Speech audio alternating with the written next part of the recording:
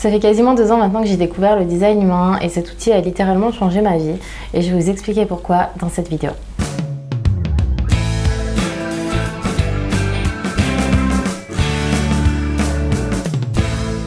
Alors tout d'abord, aujourd'hui c'est une vidéo un peu différente, je suis pas chez moi, je vous tourne cette vidéo de l'hôtel, je vais peut-être vous mettre des images un peu à la fin de la vidéo pour ceux que ça intéresse. Donc je suis actuellement en Thalasso, à Talazur. Et pour joindre l'utile à l'agréable, je me suis dit je vais tourner une vidéo à l'hôtel, comme ça change, c'est cool, ça m'inspire et ça change un peu. Alors comme je disais dans l'intro, ça fait à peu près 2 ans maintenant que j'ai découvert le design humain. Alors ça a été très rapide pour moi, je suis 1 mois plus tard, j'étais en formation avec Jacques Chapoutot et on va dire que j'ai mangé du design humain jour et nuit. J'ai expérimenté, j'emmagasinais des informations, mon mental il s'est régalé, ma ligne 1 investigatrice elle s'est régalée aussi, ma ligne 3 s'est régalée aussi parce que j'ai beaucoup expérimenté et surtout j'ai très rapidement partagé sur le design humain sur les réseaux sociaux.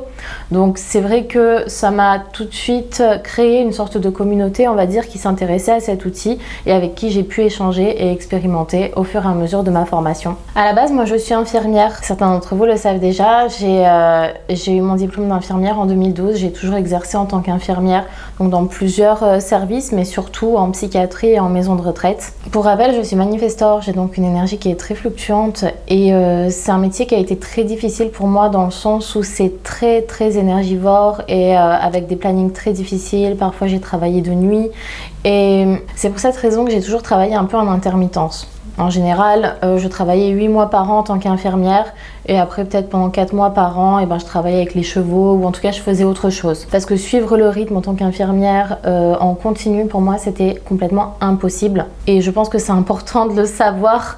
Si on est réflecteur, manifestor ou projecteur, on a une énergie qui est fluctuante.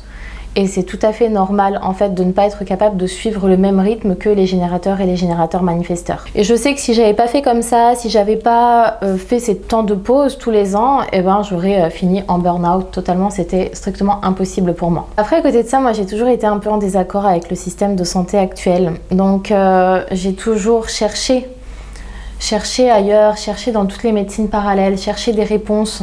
La médecine actuelle que je trouve à viser la plupart du temps purement symptomatique, qui ne cherche pas forcément le problème de fond, a toujours suscité un manque chez moi, un manque d'information, un manque de profondeur. Donc j'ai expérimenté énormément d'autres médecines parallèles, la naturopathie, l'aromathérapie.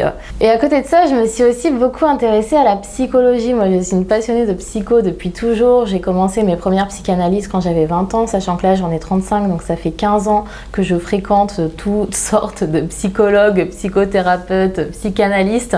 J'ai adoré creuser dans les tréfonds de mon esprit à la recherche de qui je suis. Et le design humain m'a annoncé quoi? Que j'avais un centre G ouvert et que j'avais donc une identité fluctuante et que je pouvais creuser autant que je voulais dans cette recherche d'identité, je n'allais rien trouver. C'était un puits sans fond. En réalité, quand on a un centre G ouvert, on peut être qui on veut, quand on veut. On peut être un véritable caméléon dont l'identité fluctue en fonction de son environnement. Et ça déjà, ça a été quelque chose de très révélateur pour moi.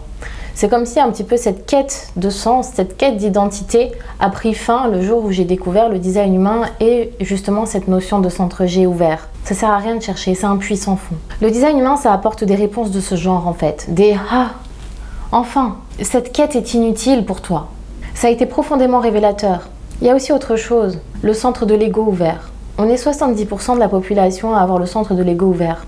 Avec le centre de l'ego ouvert, ce n'est pas bon pour nous, c'est incorrect pour nous de vouloir prouver sa valeur, de faire des promesses, de prendre des engagements. Tout ça, c'est des notions qui nous coûtent de l'énergie.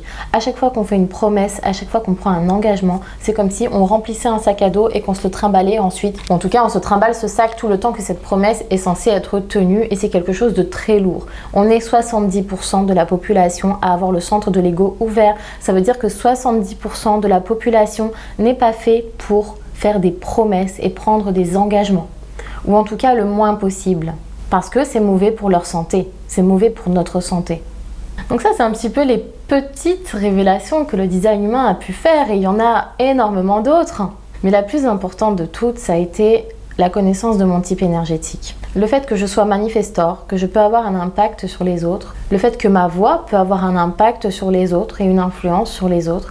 Avant le design humain, j'aurais été totalement incapable de lancer une chaîne YouTube, de faire des conférences en ligne, de parler comme ça devant un certain nombre de personnes. C'est quelque chose dont j'étais persuadée que c'était pas possible pour moi, que j'étais pas faite pour ça. C'est drôle parce que il a suffi que j'ai cette information, que je vois dans le design humain, que je suis manifesteur, que j'ai le centre de la gorge défini, que j'ai tel impact avec ma voix, pour que ça fasse comme une révélation en fait. Et au moment où je l'ai expérimenté, je me suis dit, ah, mais en fait c'est une évidence. En fait, je suis faite pour ça, je peux faire ça. Je peux donner beaucoup d'exemples de ce dont le design humain m'a fait prendre conscience. Mais quand je dis qu'il a littéralement changé ma vie, c'est certes par rapport à toutes ces petites prises de conscience, mais il y a un autre truc, c'est que c'en est devenu mon métier. Ça fait maintenant plus d'1 an. J'ai lancé mon activité en fin novembre 2020 et donc c'est devenu mon activité principale et ça a littéralement changé ma vie. Là, j'ai enfin pu respecter mon énergie, respecter mes humeurs, j'ai une autorité émotionnelle, j'ai enfin pu aligner mon activité professionnelle avec mon design tout simplement, avec mon corps, avec la meilleure façon pour moi de vivre en réalité de façon alignée. Je peux gérer mon planning comme je veux, en fonction de mon énergie fluctuante de manifesteur, en fonction de mes humeurs fluctuantes d'autorité émotionnelle. Et ça, j'ai envie de dire, ça n'a pas de prix. Et c'est ça qui est magique en fait, c'est que j'ai découvert un outil qui m'a plu, qui est devenu mon activité professionnelle, et j'ai pu lancer cette activité professionnelle grâce à cet outil, en suivant les astuces et les conseils que le design humain m'a apporté. Donc en fait, c'est double bénéfice que j'ai eu. Alors vous tous, vous n'avez pas forcément envie d'être analyste en design humain, mais je pense sincèrement que ça peut vous aider à changer de vie, à changer même d'activité professionnelle, faire quelque chose enfin qui est aligné avec vous-même, aligné avec votre énergie, aligné avec votre corps. Lâcher un petit peu tous ces conditionnements qui disent il faut travailler dur pour réussir, le travail c'est difficile, il faut travailler 35 heures par semaine, tout ça. Alors, il y a des personnes pour qui ça va être tout à fait correct parce qu'ils vont, par exemple, un générateur qui vibre dans ce qu'il fait, il peut travailler des heures, des jours et c'est super cool et c'est super aligné, mais c'est pas le cas de tout le monde. On n'est pas tous dans la même boîte, loin de là. Et le design humain, justement, il nous permet de voir à quel point on est tous uniques, à quel point on a tous des besoins différents, une façon de fonctionner différente, une façon de faire des choix qui est différente, une façon de passer à l'action qui est différente. Et c'est vraiment ça le trésor que cet outil peut nous apporter. Voilà, alors j'espère que ça rend bien au niveau de la luminosité, tout ça. C'est la première fois que je tourne ici, bien évidemment. Donc je vais voir ce que ça donne ensuite sur l'ordinateur. Mais en tout cas, c'est cool. Merci d'avoir écouté cette vidéo. Si ça vous a plu, je vous invite à me mettre un petit pouce vers le haut, à vous abonner à ma chaîne. Et si vous avez des questions, n'hésitez pas à me les poser en commentaire. Il y a tout un tas de liens aussi en dessous de la vidéo pour accéder à tous les services que je propose, les e-books que je vends, les programmes en ligne aussi que je propose. Voilà, si vous avez des questions, n'hésitez pas. Je suis là, je suis dispo, je réponds en général assez rapidement, que ce soit aux commentaires, aux messages, tout ça. Donc je vous dis à très bientôt.